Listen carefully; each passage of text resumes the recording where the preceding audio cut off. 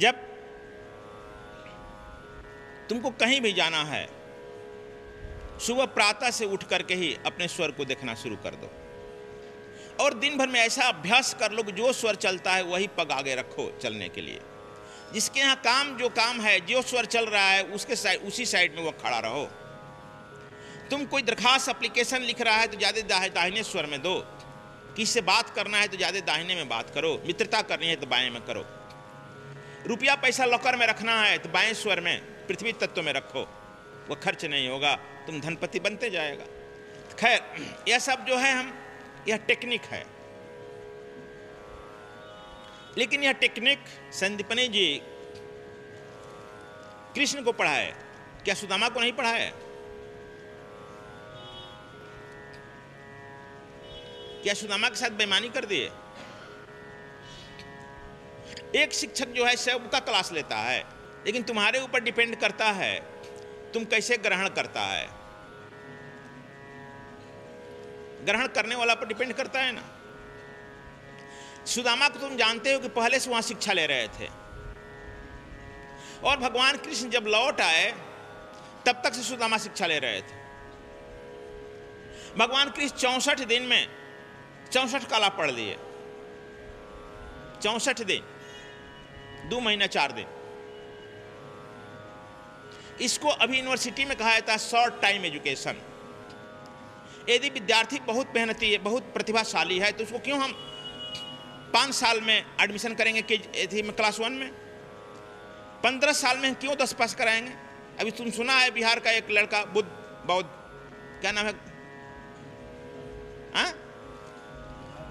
तथागत, बुद्धे का नाम है तथागत, 18 साल में एमएससी कर गया, 15 साल के 18 साल में एमएससी कर दी, साइंटिस्ट हो गया है, साइंटिस्ट हो गया। हाई कोर्ट ऑर्डर दिया, done to waste his time. समय क्यों उसका बर्बाद कर रहे हो? यदि 10 साल में कह रहा है तो 15 साल में क्यों इसका मैट्रिक एग्जाम देगा? 10 साल में लो, सारे एग्जामिनर एक साथ बैठो, इसका एग्जामिनेशन लो, चीट करने का भी टाइम नहीं मिलेगा। अब फिर बीए करने के लिए 3 साल क्यों लेगा? यदि कह रहा है 6 महीने में बीए का एग्जामिनेशन लो, एग्जामिनेशन यदि अब इसको यूनिवर्सिटी में कहा गया शॉर्ट टाइम एजुकेशन, इसका मतलब कि यह राम और कृष्ण के लिए शॉर्ट टाइम एजुकेशन था।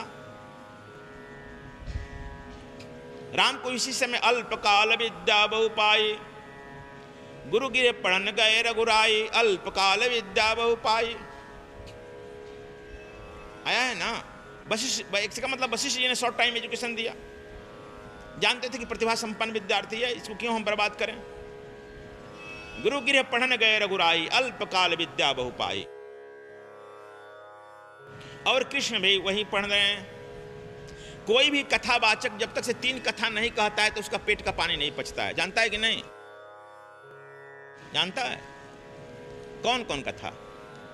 पहला, सुदामा जी का पैर कृष्ण से जब चटवाएगा नहीं तब तक से उसका पेन का पानी नहीं पचेगा।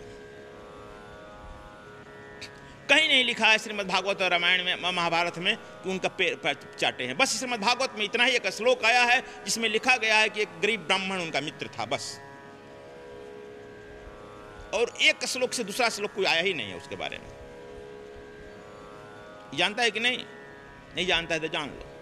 इसके बाद इतना कथा कह दिया गया। मैं आ रहा हूं दूसरी कथा। जब तक से वशिष्ठ के गाय से विश्वामित्र को मरवाएगा नहीं तब तक से पानी नहीं पचेगा। अब दुखद घटना है कि एक वशिष्ठ की ही गाय मरखा हुई, कामधेनु। वह गाय इंद्र के पास भी थी, लेकिन जब न तब राक्षस जाकर इंद्र को 2-4 तमाचा मार करके छीन लेता है सब। उनकी गाय काम ही नहीं कर रहा है। वही गाय की कामधेन जमदग्नि के पास भी है, और जमदग्नि को शस्त्रार्जुन मार दिया। कहते गाय छीन ले गया, गाय मारी ही नहीं। जरा सोचो। लेकिन वशिष्ठ की गाय सिर हिलाती है तो मिलिट्री खड़ा हो जाता है, सिर हिलाती है तो विश्वामित्र के सारे मिलिट्री को मार डालती है। बस एक ही गाय इकलौता इस पृथ्वी पर हुई है, कामधेनु। क्या कथा है, तुम सोच सकते हो। तीसरी कथा, जब तक से कथावाचक भृंगु से विष्णु के छाती पर लात नहीं माराता है तब तक से नहीं पचता है कथा। भृंगु ऋषि को भेजेगा, अब विष्णु के छाती पर लात मरवा देगा और कहेगा कि देखो इस पदचिन्ह उसमें अटक गया। और भगवान विष्णु भी उसका पैर पकड़ेंगे, कहेंगे कहीं कठोर चोट तो नहीं लग गया। यह कथा क्या कहती है? यह तुम्हारी पुरुषत्व को समाप्त कर रही है। तुम केवल बातों नहीं साबित कर रहा है, तुम में पुरुषार्थ कुछ है ही नहीं। तू चाहते हो कि हम जैसे भी हैं, आज इट इज नपुंसक हैं, गैर हैं, तपस्वी नहीं हैं, विद्याहीन हैं, श्रीहीन हैं, मेरा पैर पूजो। यह तुम इस पृथ्वी पर आदत डालना चाहता है। मैं इसलिए कहा कि इतनी कथाएं हो रही है, लेकिन इस कथा पर एक कृष्ण नहीं उत्पन्न हुआ, एक बुद्ध नहीं आया, एक महावीर नहीं आया, इसलिए कि कथा बड़ा खतरनाक है, इसलिए मुझे उघाड़ना पड़ रहा। खतरनाक है, तुम्हारी पुरुषत्व को समाप्त कर रही है। वह छोड़ दो विष्णु को, संतोष जी को जाकर कहे कि आज के प्रधानमंत्री की छाती पर लात मार दे। विष्णु को छोड़ दो, मार सकता है, शायद रास्ते में कमांडो मार देगा। और जो विष्णु है उसके अंतःपुर में चला गया जहां पत्नी पैर दबा रही है, कोई कमांडो नहीं मिला, चक्र सुदर्शन नहीं मिला। यह बच्चों के खेल की तरह कथा कही गई, बात बनाया गया। इसी तरह से कथाओं से हम कुछ लेसन नहीं ले पाते हैं, बल्कि हम बर्बादी की तरफ पहुंच जाते हैं, अकर्मण्य बनने लगते हैं। जब तक से यह कर्मणि की कथा चलती रहेगी तब तक से तू पुरुषार्थी नहीं बनेगा। क्या तुमको विष्णु के छाती पर लात मार देने से तुम्हारी प्रतिष्ठा बढ़ गई? क्या भृंगी की पूजा शुरू हो गई? मंदिर में विष्णु की ही प्रतिष्ठा दी गई कि भृंगु की दी गई? फिर अपनी श्रेष्ठता क्यों जमा रहे हो? अकर्मण्यता के चलते ना। एक बार राजा नेमी यज्ञ करने के लिए कहे, पुरोहितिक कर्म वशिष्ठ अच्छा करते थे, वशिष्ठ को निमंत्रण दिए। वशिष्ठ ने कहा कि ठीक है, मैं पुरोहितिक कर्म करने के लिए, आपका यज्ञ करने के लिए दिन दे दिया, तिथि मुहूर्त दे दिया, आऊंगा। लेकिन किसी कारणवश, या इंद्र जानते हो, ऊंच निवास नीच करतूति, देख न सकहीं पराय विभूति, उसी दिन अपने यहां यज्ञ रख दिया और उसमें भी वशिष्ठ को बुला लिया। कहा कि मैं ज्यादा दान दूंगा आपके यहां, मैं देवता हूं। क्या जी, कहीं ज्यादा दान हमसे ज्यादा मिलेगा तो संतोष कहे गुरु जी हम जा रहे हैं वहां। वशिष्ठ जी चले गए वहां। किसका दोष है? जब लौटे तो यहां नेमी अपने ब्राह्मण विद्वानों से पूछा कि मैं क्या करूं। ऋषियों को बुलाकर पूछा, कहा कि महाराज एक काम करिए, इस मुहूर्त और तिथि में यज्ञ करिए। वशिष्ठ जी बिगड़ेंगे, कहे कि बिगड़ेंगे दक्षिणा के लिए ना, उनका दक्षिणा रख दीजिए। देखो ब्रह्म ऋषि कहते हो, दक्षिणा ही पेट ही पहाड़, दक्षिणा इनका रख दीजिए, आएंगे तो इनका दक्षिणा दे दिया जाएगा। वशिष्ठ जब उधर से ही लौटे, त्रिविष्टक उधर ही ना है, तिब्बत, उधर से लौटे तो रास्ते में नेपाल पड़ा ना, तो देख रहे हैं कि यज्ञ के यहाँ पूर्णाहुति हो रहा है, सब पंडित लोग जा रहा है, साधु जा रहा है, सब जय जयकार मनाता जा रहा है। एकदम क्रोध से इनका नाक से तेज हवा चलने लगी। ला नहीं, यज्ञ कर लिया, मेरा दक्षिणा गया। और सीधे राजा नेमी के यहाँ पहुंचे। कौन रोकेगा वशिष्ठ को? और पूछे भी नहीं, कहा कि राजा नेमी, हमारे एब्सेंट में तू यज्ञ कर लिया, तुम्हारी बुद्धि भ्रष्ट हो गई, मैं श्राप दे रहा हूं तुम्हारा शरीर छूट जाए। अरे यार, शोकाज नोटिस तो दो दे, कुछ पूछ तो लो। अभी तो बिना शोकाज नोटिस का सस्पेंड नहीं किया जाता है, एकदम ऑर्डर हो गया। नेमी ने कहा, वशिष्ठ जी आप ब्रह्म ऋषि कहलाते हैं, आप केवल दक्षिणा के लिए कूद रहे हैं ना, आपका दक्षिणा जितना होता उसे ज्यादा रख दिया गया है रिजर्व। क्यों ऋषियों? तो हाँ ठीक कह रहे हैं राजन, इनका दक्षिणा रख दिया गया और जिस तिथि मुहूर्त में निकाला आप चला गया। आप दक्षिणा के लायक हो नहीं, आप तो धोखा दिए हो ना। लेकिन इसके बावजूद भी हम अपने गरिमा से निकाल दिए हैं, इसके बाद यज्ञ शुरू कर रहे हैं। और आपने मुझे श्राप दिया तो मैं भी कहाँ मिथ्या जाने वाला हूं। और वह भी तुरंत जल लिया और कहा कि तुम्हारा भी शरीर छूट जाए, फेंक दिया।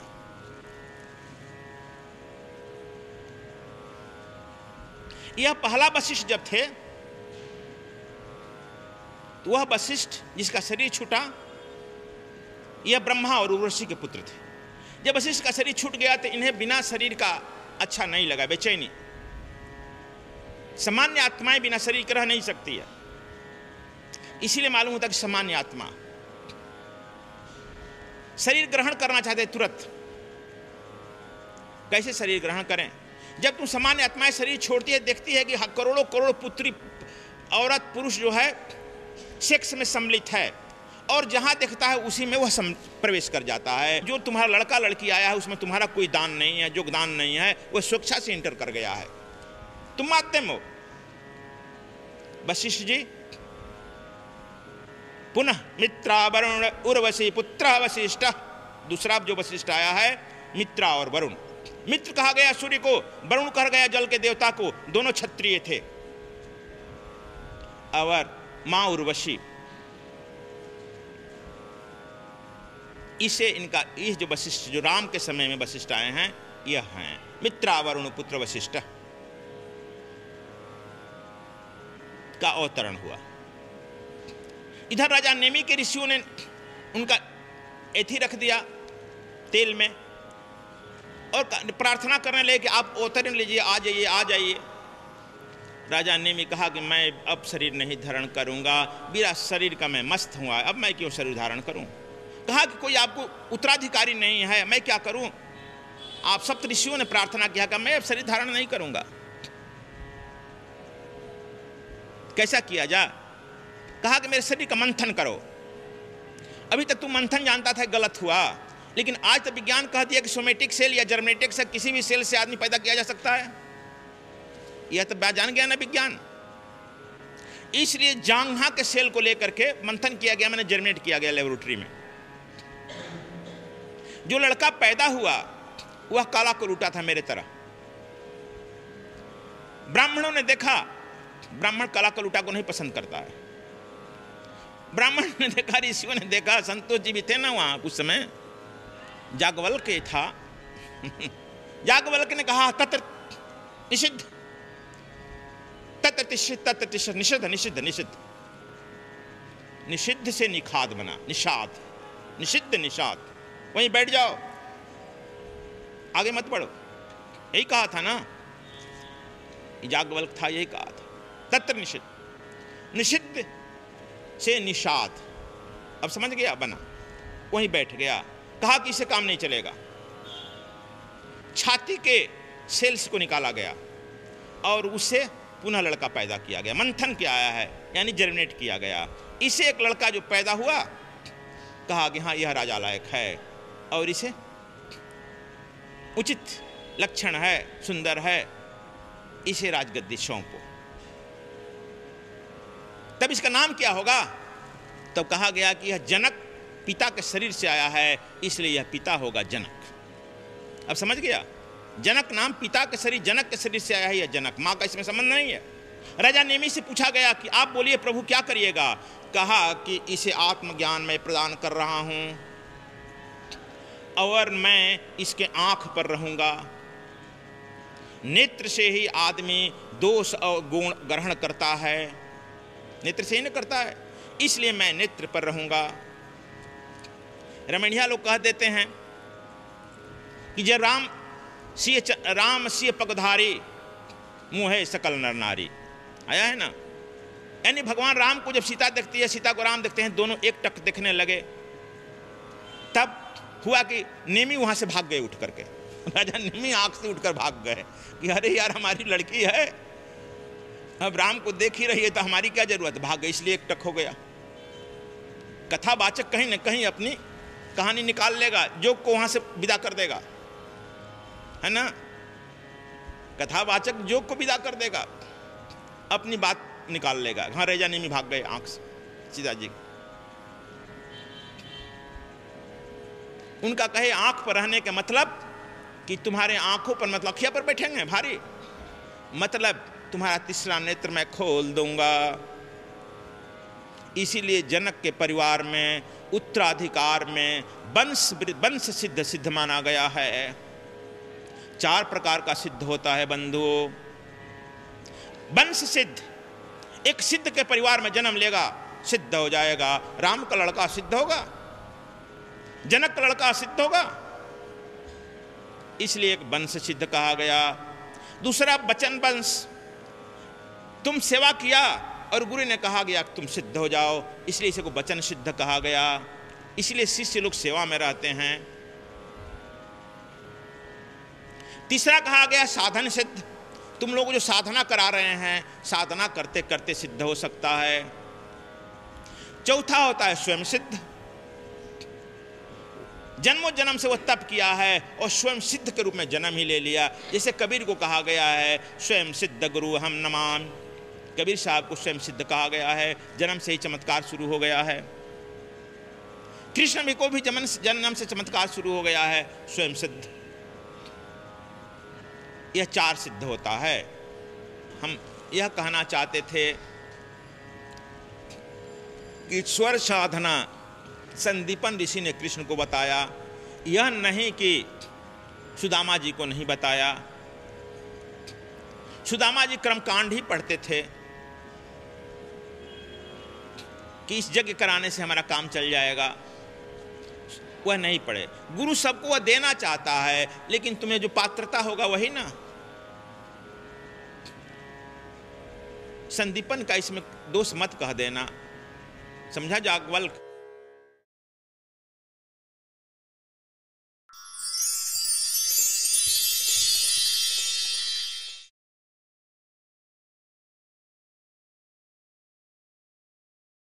यदि तुम्हारा दाहिना स्वर यानी सूर्य स्वर चल रहा है, उसमें पूर्व और उत्तर दिशा का यात्रा करता है तो धन धन और खुशी से लौटेगा। यदि तुम्हारा चंद्र स्वर चल रहा है, उसमें दक्षिण और पश्चिम की यात्रा करेगा तो खुशहाली से लौट आएगा। युद्ध के तैयारी में जब जाना हो, जब दाहिना स्वर चलता हो, तब पूर्व और उत्तर की यात्रा में प्रस्थान करेगा युद्ध के लिए। यदि शत्रु से बात करना है, तुम्हारा स्वर निकल रहा है, उस समय वार्ता करो। यदि स्वर तुम अंदर जा रहा है, बात करेगा, शत्रु तुम्हारे अंदर आ जाएगा।